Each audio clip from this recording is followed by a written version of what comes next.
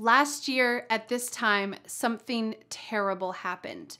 And then something beautiful happened. I want to tell you about it. On September 27th, 2024, the city where I live, Asheville, North Carolina, experienced Hurricane Helene. This became one of the worst natural disasters that has ever happened in the history of the United States. I was lucky that my family and my home were okay, but so many thousands of people suffered a lot. They lost people they love, they lost their homes, and they lost their businesses. My city is forever changed. The mountains around where I live are forever changed by what happened during that hurricane. But do you want to know something beautiful? I believe humans inside, we all have a connection that we want to make with each other. And this happened in the middle of this tragedy. People in the community came together to help each other, and guess what? So did you. I reached out to my students a few days after the hurricane happened, and I asked you to help donate to one of the wonderful charities that was helping save people's lives in my city.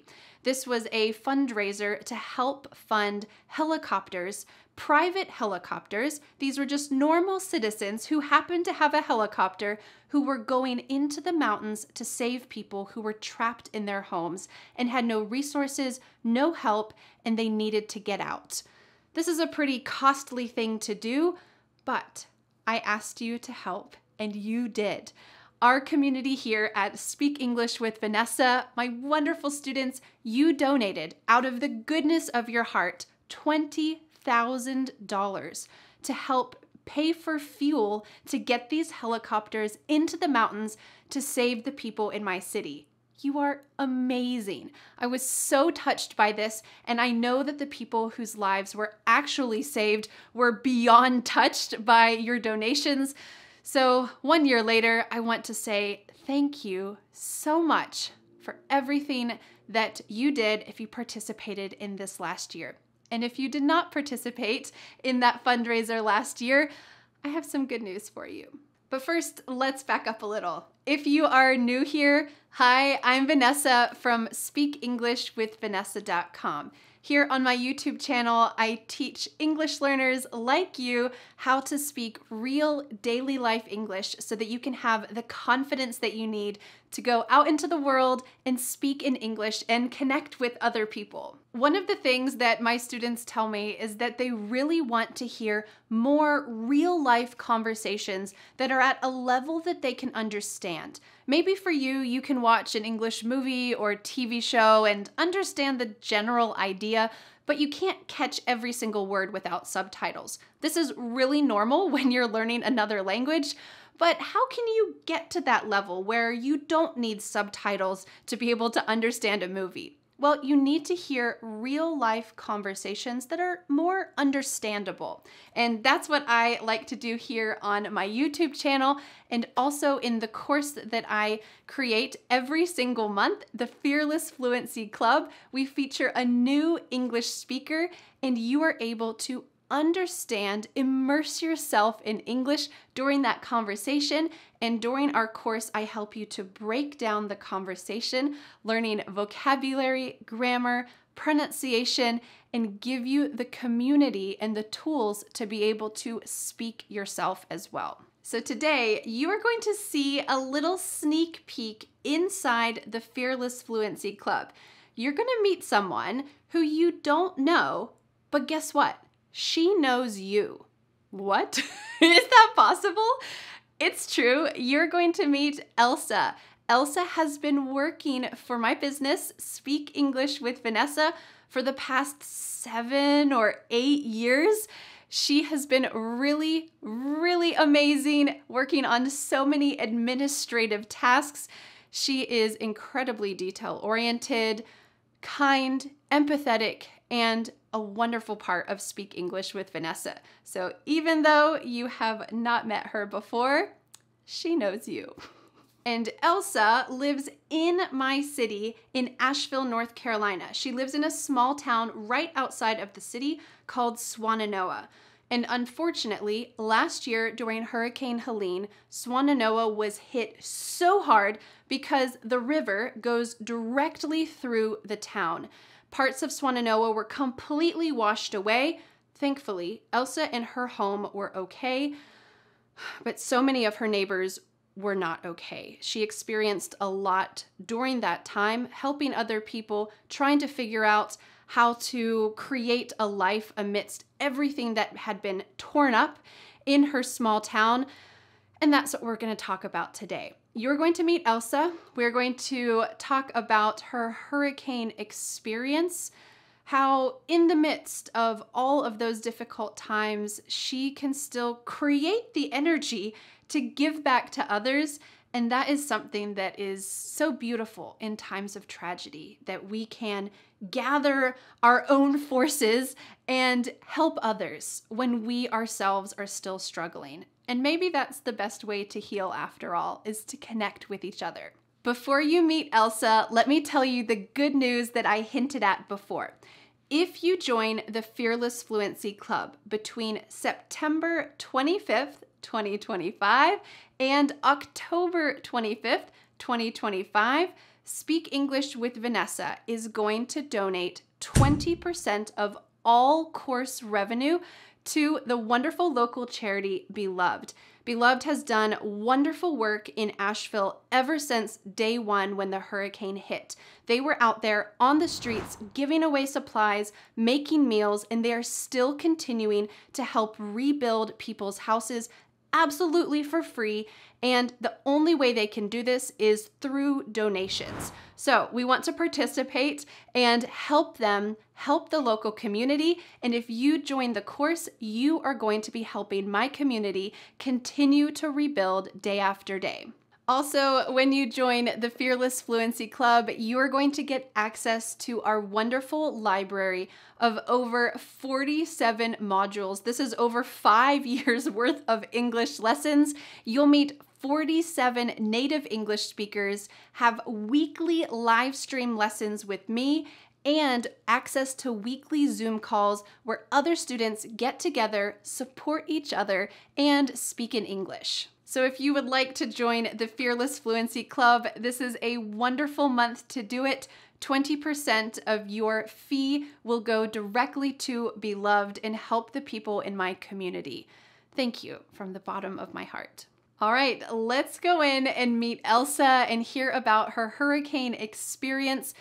If you want to dive deep and see many, many tragic stories about Hurricane Helene, all you need to do is type that into the YouTube search bar and you can find that. But I hope what you're about to hear will not only tell about the story of the hurricane, but also show the hope that when humans care about each other, we can really do wonderful things. All right, let's go and meet Elsa. Hi everyone, I'm here today with Elsa, who works for Speak English with Vanessa, helping you learn English, but also she lives in this town of Asheville, North Carolina, and we experienced something very big last year around this time, and I thought we could talk about it. Thank you so much. Thank you so much for having me. I'm excited to be with you guys. Yeah, so first, let's do a little introduction. What do you do with Speak English with Vanessa? Yes, that's a great question. Well, I've been working with Speak English with Vanessa since 2018, so we've been together for going on 7 years.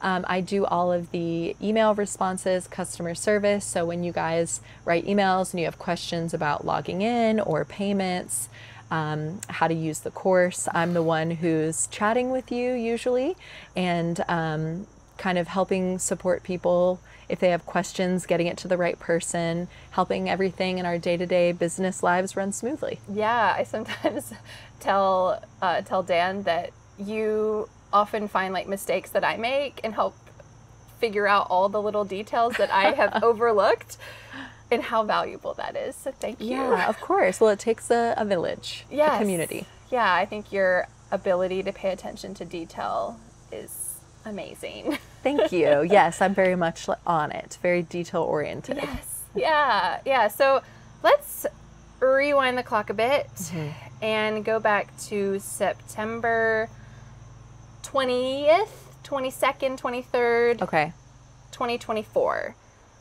What were you expecting, or what were you thinking might happen? And maybe a lot of people watching this like don't even know what happened yet. Yeah. So we're kind of in the same Set boat. the scene. What was going on at that time? Might happen. Yeah, so we live in the mountains of Western North Carolina, and so we often we get, you know, I would say it's pretty common for us to get rain here. We live in like a temperate rainforest, so it's very green. We have a lot of plants. It rains pretty commonly, and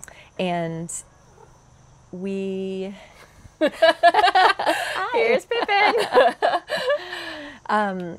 So about a week before everything happened, we had been told that there was a big storm coming, that it could potentially be raining a lot here, that we maybe would need to just kind of be prepared that we would be getting more rain than usual, that there might be some flash flooding. Yeah. We have a lot of rivers in this area, and it's not uncommon for areas around the river to have some overflow. Yeah. For kind of the Biltmore Village area, anywhere along the river, to just be a little higher than usual. Yeah, there's like specific places that sometimes flood. Yeah. A little bit. A little. Yeah. Right. Like that's not uncommon. And so I think I was expecting, okay, you know, it's going to be rainy. Maybe it won't be fun driving on the highway. Yeah. Might be a good idea to sort of stay home. So I made sure that the day, I think it was the 26th or 7th? 26th, the day before. The Thursday before.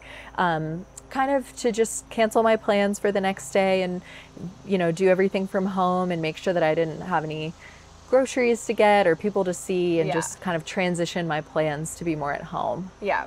Yeah, I feel like we kind of did the same thing. School, the day before, it rained a lot. Yes. There was like another storm that came through, and Pippin really wants to be part of this conversation. He's our comfort animal right now. Our emotional support animal. Yes. Yeah, we need him. So I feel like for us, it was similar. We decided to stay home. Also, schools decided the day before, there had been so much rain on the 26th, on Thursday. Schools decided to cancel the next day, which was pretty surprising. Like I was pretty surprised about that, because usually they might cancel for ice. Sure, but not rain. For rain, like that's a lot. It's like the night before, the last second. Totally. They're like, I think we should probably just hold off tomorrow because it looks like we might get more rain. Right, like better to be safe than sorry. Just kind of being a a conservative approach, wanting to be safe. Yeah. Sorry, Pippin. And so I remember, should we kind of transition into talking about what the next part brought? Sure. I remember people saying, fill up pots and pans with water just in case. And I remember thinking that seems really extreme. Did you do that? I did that. And I remember my partner was like, I really don't think that's necessary. That's honestly a little embarrassing that you're doing that. And I was like, man, well, I just, just want to be safe. So I filled up some pots and pans with water and put them on the countertop just to be extra careful. Mm-hmm. And then I remember maybe around 5 or 6 in the morning, it started raining a lot, and it was like pouring, torrential downpour. Yeah. Did you get woken up by it? Yes.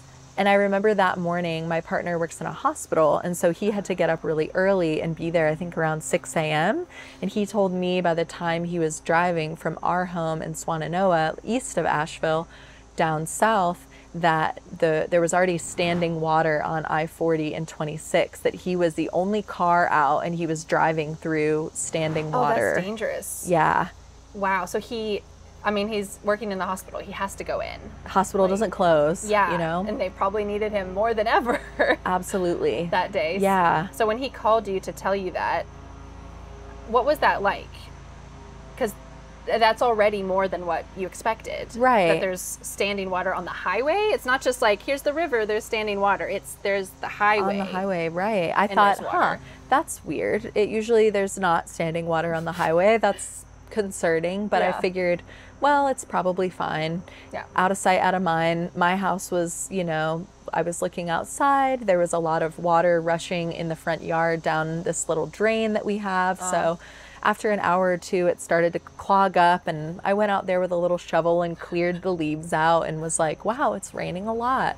And then all of a sudden I lost power, and I remember thinking, okay, I was still texting a friend, like, there goes the power, haha, I guess I'm not going to be watching Netflix, or I wish I had a show downloaded or something. I'm going to go read a book. And so because usually power is just a couple hours that it's out. Yeah. Like, not too big of a deal. Not too big of a deal. Like, what are we going to do without internet in 2024? We can't survive.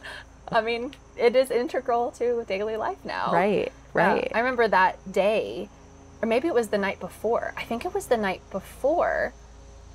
I saw a message that someone who lives over down like Reams Creek Road saying, oh, my neighbors haven't had power for 24 hours. Like they had lost it Thursday morning. And I remember thinking, 24 hours? That is so long. And I had this little panic of like, oh, maybe there's something more. Yeah. But it's probably just an anomaly, right? So I filled up pots and pans too. Okay. I think I even filled up our bathtub. Yeah, right. And was like, this is silly, right? Like, I don't need to do this. But that message about not having power for a whole day, it really surprised me. And now, after the fact, thinking, 24 hours, I was so naive. That was nothing. That was Little nothing. did we know. Little did we know, yeah. So at that day of, you're still at home, your partner's off at the hospital, you can still call, but you had no power. Yeah. So there you are reading a book, Reading like old-fashioned. Old-fashioned, just kind of waiting out the storm. I remember the last thing I looked at on the news, I was kind of tracking where the hurricane was, and it said that it was going due north of some town in Georgia. And I looked at a map and I was like, ooh, well, that's kind of here. I was like, I don't know how far due north, but I was like, that looks like where I am. Yeah? Don't love to hear that. And then I lost cell service. So then I no longer had access to the internet or any sort of calls, couldn't text.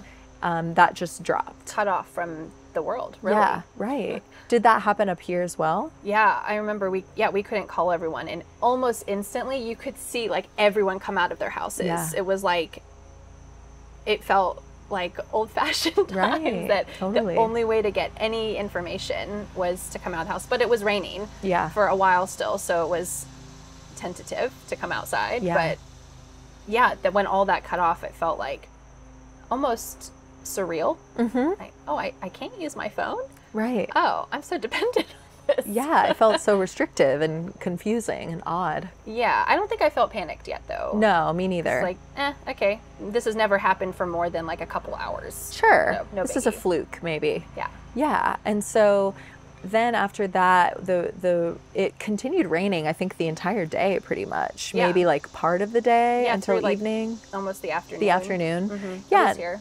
Okay. And I remember going outside as well and kind of seeing my neighbors out there. There are a lot of kids in my neighborhood, and so kids were out riding their bikes and playing, and my neighborhood is up a little bit of a hill, so we were really lucky that there was no flooding or damage in our neighborhood, but we were all sort of just waiting for a day or two, and then I think it was actually probably more like that night or that same, within 24 hours, some of my neighbors who have dump trucks and big pickup trucks drove out and realized, because we looked down at the end of our street and saw people in like wheelchairs rolling down the road, like escaping from somewhere, people on like crutches, and people who were obviously in a place that they had to escape from, walking down the street, like at the end of the 70. And so that sort of, I was like, that's really odd. I saw that there was standing water down there on a road where there's never water. And so that made me start to think something was wrong. Yeah. At this point, my partner was still at the hospital, hadn't heard from him. Maybe like 12 hours had gone by. My neighbors were saying, oh, it's really, really bad. Like there's a house in the middle of the road on the next street over. There was a landslide and it just slid out into the street, is blocking the road. But you're still really just in your neighborhood because there's no way to know what's happening. Right. There's no way to know what the damage had been except hearing from other people. And some people who had tried to go out and look said that there were power lines down, huge trees down in our neighborhood. A couple trees fell and blocked the road so no one could get out. So we had neighborhood chainsaw crews that came and cut the trees down and hauled them off. And thank God we have people with big dump trucks who do that type of work. Like, we really needed that. Yeah, I feel like America is kind of in a unique position where a lot of people do have chainsaws. Right. Or like you have a neighbor who has some kind of heavy machinery that can move something or help in some way during a disaster like that. That's such a good point. I hadn't thought about, like, maybe in a city or a different region, a different country, it might be more of a rural thing that you're having tools that you are used to using on your land. Yeah, and you're just dependent on whatever kind of help outside organizations or like the government can give. Sure. Yeah, so you were at home, your partner was still gone, and it's still Friday, the 27th. What happened at that point? Did he come back? Did you just hang out there? Yeah. Or go see why there's people in wheelchairs going down the street? Where, like, what are they escaping from and what's going on? And I really was so isolated and had no idea really how bad it was for a couple days, because I just was like, I'm going to stay put. I don't need to go anywhere. It's better to just hunker down and stay safe. I've got enough water and food to get through a couple days. But, you know, I was thinking, well, we don't have power, so all the food is going to go bad. Just leave the freezer closed. Yeah, don't open it. Don't open it. But yeah, just kind of chatting with my neighbors and hearing some people say, oh, it's really bad. This people on the street over, a lot of the homes flooded, and the river is 20, 25 feet above the houses, like up past the roofs. And I just really couldn't conceptualize what that meant or what that looked like. And they said that there were people doing emergency rescues, that there were people on top of their houses who had been stranded and people who had died. And it was really horrific hearing about all of this kind of hearsay. It wasn't that it was a lie. It was just I had no idea, but a lot of my neighbors were filling me in. And so at that point, I think I started to realize, like, oh, this is very serious. Yeah, like you're in the same part of town. Like Swannanoa was the name of everything that was the most horrific and difficult to hear about was like in Swannanoa, all that stuff. Right. And that was like a couple streets from you, but yet you were spared. Yes. And totally isolated, like no internet, no cell service, you're cut off.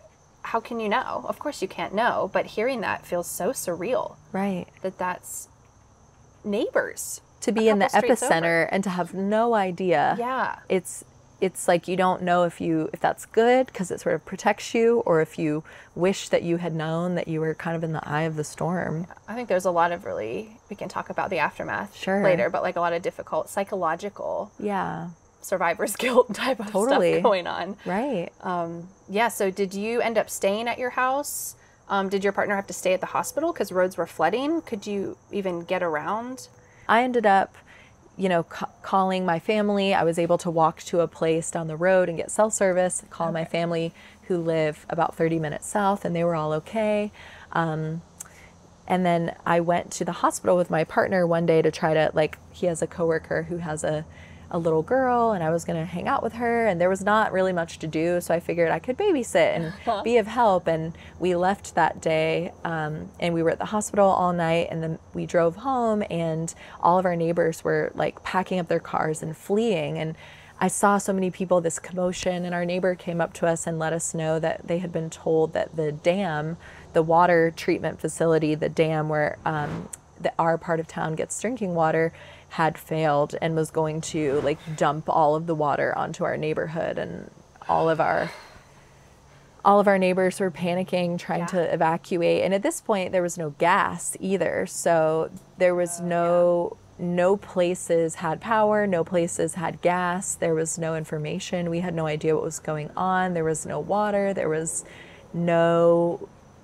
was just silent. I don't know if you remember that eerie feeling of there weren't helicopters, there was no noise. Yes, and you had no idea when anything would change. Right. That this could be it. I remember I had that feeling on Saturday, oh my gosh, is this how we die? I know. There's no water, but there's no way to contact. There was no thought of oh, people are coming in, they're going to bring stuff. Is anyone coming? No one had. There was no gas in your car to be able to go anywhere.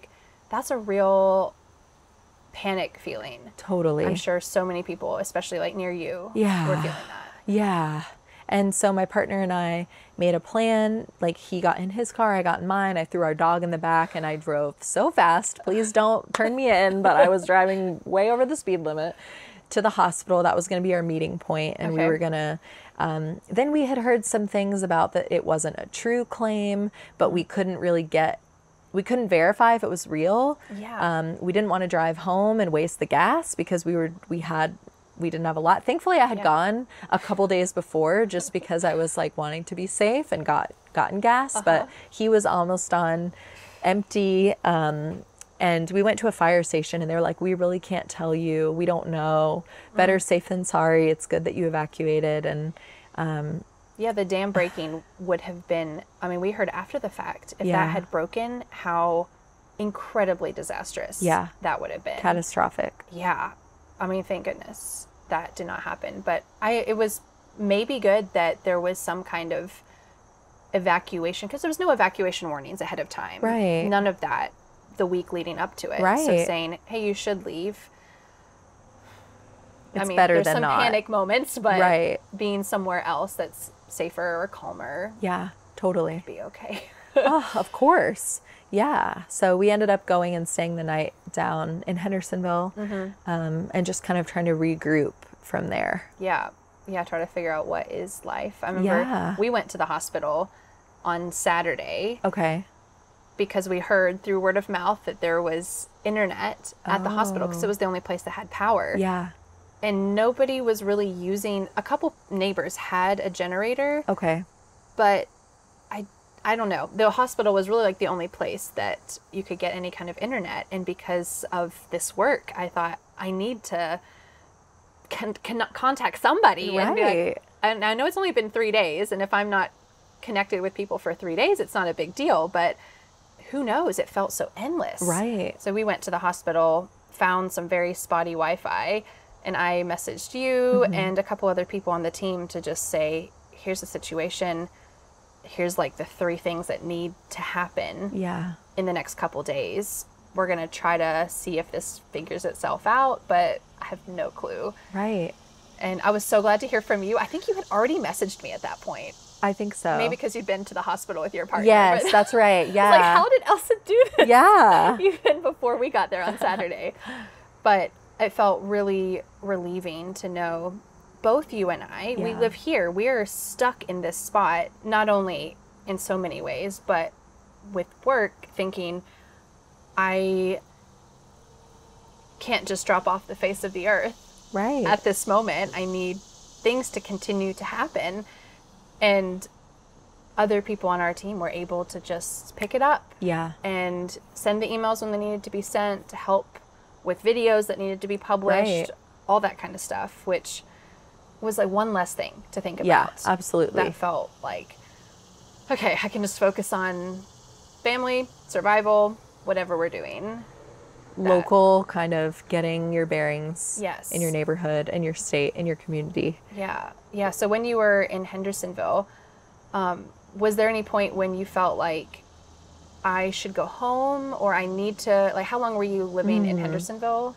Yeah, that's a good question. So my partner was still going home because we Okay. had stayed there for a night, and then we decided, you know, he wanted to get back and just check on things. And it was, our poor dog is pretty anxious, and she really doesn't do really well not being at home. So Yeah. we wanted to get her home. And so he decided he was going to go back home, and I was going to stay at my mom's, because he ended up working like 2 weeks straight. And so he took her home and spent some time there and like helped her get a little more settled. And I ended up staying at my mom's to be closer to family, because I have some older family members. I wanted to like make sure that I could do whatever I could, get them water, get food set up. Yeah. And I ended up staying there for, I think, a solid week, Okay. about a week. And it was so helpful to have our team. I want to go back to that too. Like, I think you're right. It's like, you think you've got everything down and that like everyone does their thing and you're doing yours, and then something like this happens, and it's very affirming to have each other's backs, but also just to remember like the importance of being able to rely on each other and to fill in for each other when we need that support is so important. Yeah. Yeah, like when we're going through a crisis, to have other people be able to step in and help. Yeah. And then if that should happen to somebody else, to be able to just not just continue work, but hopefully like support each other emotionally and in all the ways needed. It was really amazing to see how neighbors banded together. I felt like I got to know certain people who had been living in my neighborhood since the 60s or who had grown up there. Sharing food together, saying like, what thing in your freezer is thawing at a rate that needs to be eaten, like let's get the grills out. And one good thing is that I feel like a lot of us have camping gear in this area. That's true, yeah. So we were really camping. We had a little propane tank, we were cooking, we had headlamps, like sleeping bags if we needed it. And my neighbors have a little above ground pool. They were giving a lot of the older neighbors water to flush their toilets. Oh, yeah, because you didn't have any electricity after a week. It's not like you went home because you had electricity and water. There was no electricity. There was no, you turn on the faucet and there was nothing. Nothing. Flush the toilet. There's nothing. Nothing. Yeah, we were going to the bathroom outdoors using our camping skills. But yeah, it was a lot of, at that point, I feel like about after a week, there started to be an influx of distribution and aid. There was like, oh, we had the Chinook helicopters flying over. And that really, for me, felt like a relief. Like someone's coming to help. There's water, there's food. There was a lot of like wellness checking that happened once I think people got cell service. Like, hey, my parents live up Long Branch Road, or hey, my sister lives over in Black Mountain across this bridge. Can someone go? And people took their cars, people took four-wheelers, people were taking like off-roading, people were taking helicopters. I know that you had a fundraiser for helicopter searches and deliveries to remote areas, and it was just amazing the way that people came together in community to care for each other. Yeah, I think that was really heartening. Yeah, that there was no organization that was doing that in particular. There were organizations doing things, but just neighbors messaging and trying to connect and help each other. And if I know, like when we, like in our neighborhood, people would say, oh, I'm going here, I hear there's a water distribution site that someone opened up. The Army came in and they have a bunch of water. I'm going to go there because I have gas in my car and you don't yet. So I'll get you some water. What do you need? And just that coming out to connect and help each other, very selfless. I feel like there was even more, it was very beautiful to see that, but even more beautiful when just 1 or 2 months later, it was like election year in the US, which is such a dividing time no matter what. And we live in a pretty divided city, I feel like. There's a lot on either side, a lot in the middle too, but just everybody helping everyone no matter what. There was no thought of any of this like media, this and them and all that kind of stuff. You versus us. It was just like us, the community together. That everybody was beautiful. Helping each other. I know here we had French Canadian Ottawa linemen fixing our power lines. Amazing. People I remember hearing everywhere. That people coming in like utility trucks from all over the country, from outside of the country, from Canadians coming. That was amazing. I felt so supported and cared for. I remember seeing signs that were just like, thank you for helping us. And I think I started to cry. Well, I was crying a lot during that time, but just feeling the support of other people knowing. I did a volunteer water distribution one day at Asheville High, and it was a lot of guys from Buffalo who came down, and they go to natural disaster sites, and this was their job. They kind of post up in schools and create like food and water. Like, are they RMEs? ready to eat meals? REIs? No. REMs, maybe something like that. The food that kind of like army meals. You can eat it in any condition. You don't need refrigeration. I think it even has its own little cooking thing, which could be dangerous depending. But yeah, then I think it was about 2 full weeks that we didn't have power, maybe even longer. And then it was almost a month, 3 weeks that we didn't have water. So that was a long time to not have water.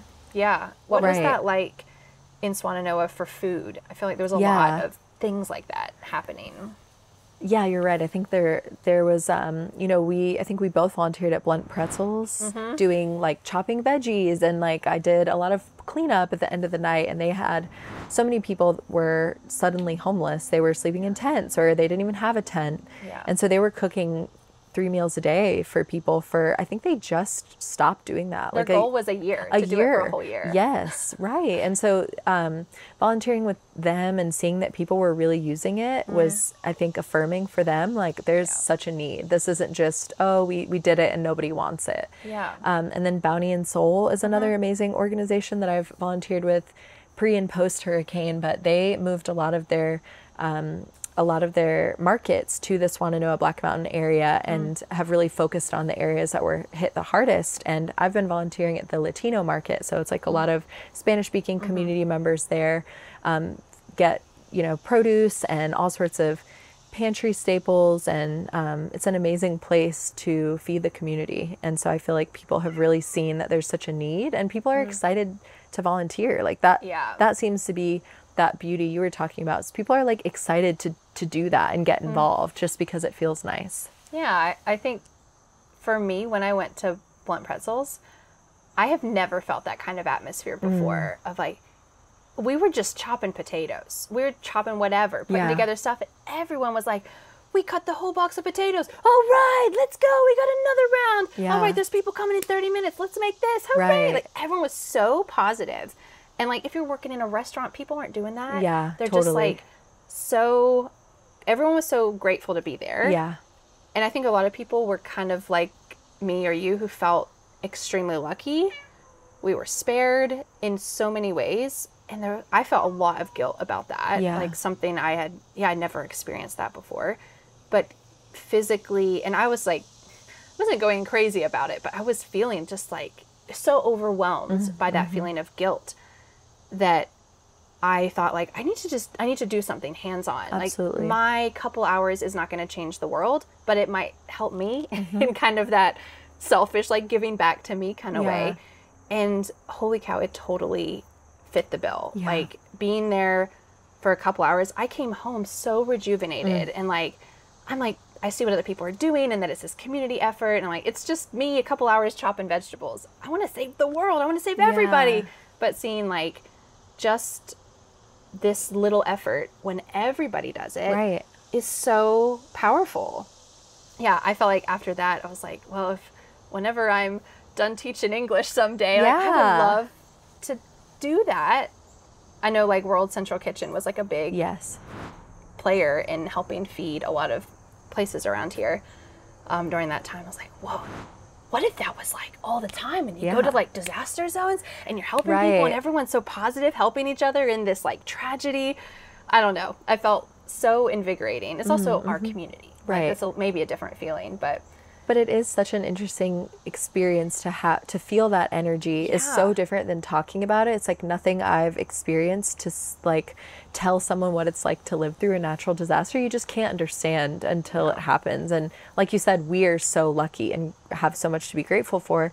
And it's an electric feeling of banding together, of doing something, transmuting this crisis and really leveraging our grief and turning it into action. And it, like you said, it may not be something transformative for a couple hours, but it's like, not only does it feel good for you, if everybody does it, it compounds. And I took that experience away as like small is all. And it's like, if we apply that to life, it doesn't have to be some huge thing that we fix a system. Like we can't do that in a lot of ways. But if we start with our neighbors and if we start with our communities and if we start with each other, like I really do, I'm like holding hope that that makes a difference. Yeah, you're starting with who you can affect and what you can do. And when other people do that too, it just comes together as something so powerful. Yeah. I remember one time we went for a hike. We wanted to visit the hike that we almost always go to. That hike was blocked off. We couldn't go there anymore. But there was a nearby hike and there was just two dudes with chainsaws cutting trees, making way for this trail that like is not the world's most important trail. Yeah. But they felt like they wanted to help make some bit of normalcy, put together this trail that they cared about it. And yeah, it felt in the scheme of things, this is so simple. It's just a small thing, but it means so much. Right. And everyone doing things together, these little small actions can have a big effect. And like something about that, about doing something that you don't have to do, that you're not getting paid to do, that maybe you just want to do because it feels good, or you know that it will have a positive, like I love to let someone out in traffic when I'm driving of like, oh, you go ahead because I see you're trying to turn and that looks really complicated. And I love when I see not just that it has a positive chain, like another person will be like, okay, to the next person. It seems so simple, but the fact that you were able to hike on a trail, that it was passable, that like there's so, that feels so important. Yeah, especially after you've gone through this upheaval. Yeah. Having any little bit of normalcy is really important. And it's amazing it's been a year. It feels like so much normalcy has come back, especially to this area. Like we're not living in like Boone or Spruce Pine or places that are really changed forever. But it is, I don't know if you felt this, like just driving around, occasionally there's places, like we go to the nature center often, and the main bridge to go over to the nature center is cut in half. And they're never going to fix that. Like there's not, and they've built another road there's no to go fixing over. that. Yeah. But just that is a stark reminder. Wow. That is a thing that happened. And it's very jarring to kind of see that in your just live my daily life, taking my kids to the nature center. Oh my, and just brings back all of those feelings. Yeah. I think that's something you don't hear about, stuff in the news you don't think about. Oh, those people are going to be reminded of this a year later. That it's like more. Grief is going to have an imprint on your life, and that it's not going to maybe ever go away. Like it will be altered. Your perception of the loss will be different for the trajectory of your life. Yeah. Well, thank you for this conversation. This has been great. The reflecting is so emotional still. Yeah. It's been a year, but goodness. There's still a lot to process, and I'm so glad that we're able to, that we're all okay. We're so lucky, and I'm really grateful to be part of this team and get to support this awesome community, but also to get to chat about this and talk with you what it was like. Yeah, I'm so glad you are okay physically and now getting there emotionally, and just willing to share your story. It helps students also who have experienced, whether it's a natural disaster or just grief and crisis in general, hear how other people go through things. Absolutely. And that we're all connected in some way. Bonded through that. Yeah. So thanks so much. Absolutely. Thanks everyone for watching. Thanks for watching. Take care, guys. Bye. Well, thank you so much for joining us as we talked about this really difficult topic of the Hurricane Helene that hit my city in Asheville, North Carolina last year, September 2024. If you want to continue improving your English and also give back to help the people in my community continue to rebuild after this tragedy, you can join the Fearless Fluency Club. In the Fearless Fluency Club, you will immerse yourself in real English. You'll meet 47 native English speakers. You'll also have weekly live stream lessons with me, and you'll have weekly Zoom calls with other English students so that you can support yourself and continue to improve your English conversation skills. If you join between September 25th, 2025 and October 25th, 2025, we are going to be donating 20% of all course revenue, including if you are a past member and you are continuing your subscription, you are also participating in this fundraiser. We are going to donate 20% of all revenue for the Fearless Fluency Club to the wonderful charity Beloved. They're doing incredible work in my city, helping to rebuild people's lives out of the goodness of their hearts. This is an incredible charity that's doing great work, and you can be a part of it as well by simply joining the Fearless Fluency Club. 2 for 1. English and helping people who really need it. You can join the Fearless Fluency Club and also participate in this fundraiser by clicking on the link in the description for the Fearless Fluency Club. Join today. I can't wait to help you improve your English and continue to improve my city as well. Well, thank you so much for learning English with me, and I'll see you again next Friday for a new lesson here on my YouTube channel. Bye. Hey, how you doing? My name is Poncho Bermejo. I'm one of the co-directors of Bill of Asheville. Usually people ask us what Bill of Asheville it is, and I always say then this is a no-profit. It's a collective of people that care. So we are many people that care and act for the common good of our community. Yesterday we went to Sonanoa and we was able to connect with different people. We are renovating houses there, rebuilding houses. We haven't seen a lot of pain. We haven't seen a lot of trauma. A lot of people that don't even want to live here no more. People that are scared of trees because many trees, probably thousands of trees fell in houses and cars. So many people are with this trauma too. The trauma of seeing many people dead, floating in the river too.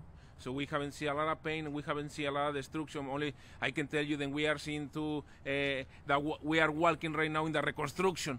With many people that is coming together, like I say, we are a collective of people that care, and we having see many people that care around the country. People from New York having came, people from Ohio, people from Chicago, people from Texas are coming together to came here with all the force to rebuild this community. People usually talk about who is not here. Like they say, oh, you know, this institution is not here, this organization is not here. I'm not worried about who is not here. I'm worried about who is here. Then it's the people in the community and the power of all these people that is coming from all these different places to do it. To not wait for nobody, because we believe that we are the people that we was waiting for, and because the reason we are not waiting for nobody. But wait, do you want more? I recommend watching this video next, where I walk around my old neighborhood near downtown Asheville and talk to you about what I see along the way. This is a great way to immerse yourself in real life English and also see a new place that maybe you'd be interested in visiting someday. All right, I'll see you there.